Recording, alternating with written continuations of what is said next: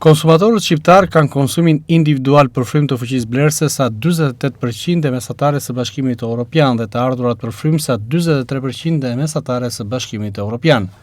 Për konsumin sipas fuqisë blerëse, Shqipëria renditet e parafundit në Europë, duke lënë pas Bosnjën, ndërsa për të ardhurat për frymë është në nivelet njëjta me Maqedoninë në Veriut dhe sërish lë pas Bosnjën. Megjithatë, kur vjen puna për çmimet e ushqimeve, shqiptarët po i paguajnë ato gjithmonë edhe më shtrenjtë, në raport me mesataren e Bashkimit Evropian të matura sipas fuqisë blerëse. Të dhënat në të fundit të Eurostat bëjnë të ditur se çmimet e ushqimeve për herë të parë janë rreth 3% më të shtrenjta se mesatarja e Bashkimit Evropian.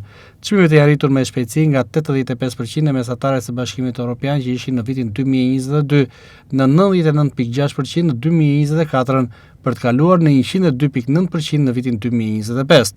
E thënë më thjesht, një shport ushqimit që mesatarisht kushton 100 euro në Bashkimin Evropian, në Shqipëri kushton rreth 103 euro, e matur sipas fuqisë blerëse, ndërkohë që të ardhurat për frymë të shqiptarëve janë më pak se gjysma e mesatares europiane. Treguesi Eurostat nuk mat çmimet me terma nominal, por indeksin e nivelit të çmimeve sipas barazisë së fuqisë blerëse. Ky tregues krahason sa kushton e njëjta sport mallrash dhe shërbimesh në vende të ndryshme, duke eliminuar efektin e kursit të këmbimit dhe diferencave në nivelin e të ardhurave. Një nivel mbi 100 tregon se çmimet janë më të larta se mesatarja e Bashkimit Evropian, ndërsa një nivel nën 100 tregon se ato janë edhe më të ulta.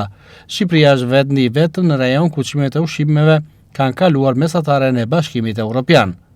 Diferenca bëhet edhe më e dukshme kur krahasohet me nivelin e të ardhurave, ndërsa Shqipëria ka të ardhurar për frymë sa 43% e mesatares së Bashkimit Evropian dhe konsum individual sa 48% e mesatares së Bashkimit Evropian.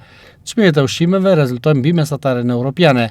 Kjo nuk kupton se familjet shqiptare duhet të shpenzojnë një pjesë shumë të madhe të buxhetit të tyre për ushqim krahasuar me qytetarët e vendeve më të pasura të Europës.